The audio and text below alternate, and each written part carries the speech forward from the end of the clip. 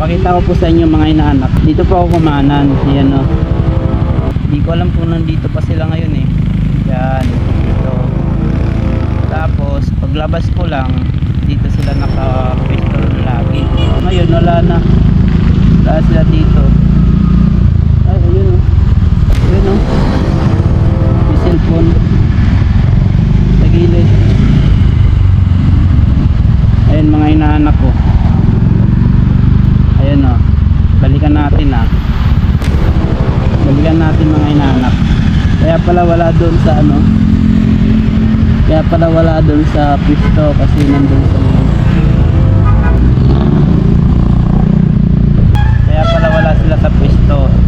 Ito siya oh. Kunyari mo tanong tayo.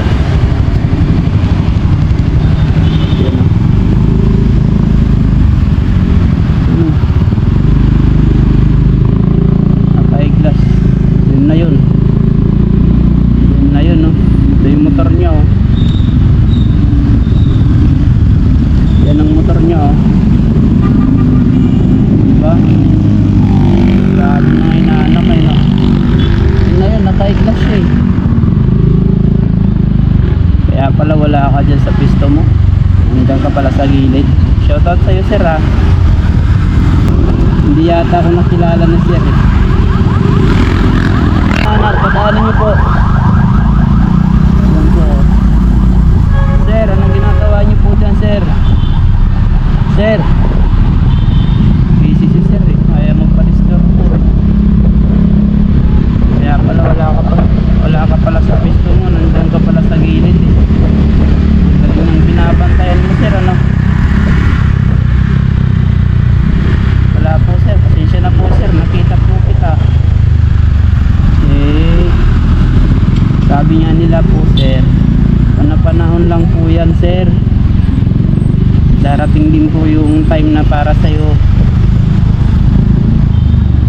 Dito lang po yan sa Mandaluyong, Boulevard Street, Show Boulevard Street, Corner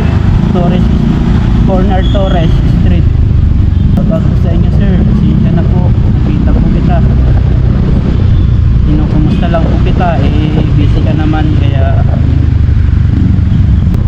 yung mga nagre-react po ng mga videos ko, yung mga nagko-comment, naiintindihan ko po yun mga inaanak, yung mga opinion nyo. Pero sana maintindihan nyo rin yung side ko na syempre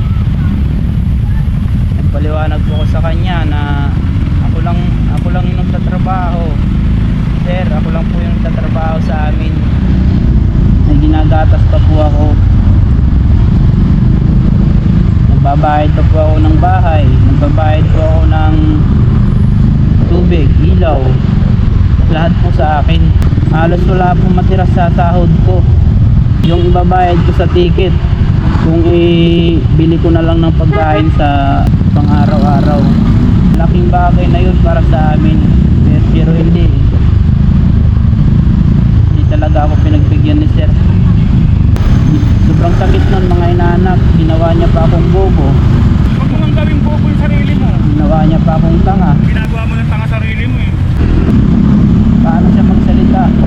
May nahaon lang po ako magsalita habang kumukuha ako ng license. Wala talaga ako nasaktan doon mga inaanak. May nahaon naman po yung salita ko doon eh. Ba't naman po ako ginaganon? Nakikiusap naman po yung tao ng maayos. Hindi naman po sira yung switch ko eh. Magana naman po sa kamaliwanag naman po eh. Napindot ko lang, hindi nila ako mapagbigyan. Napakahirap ko sa akin eh.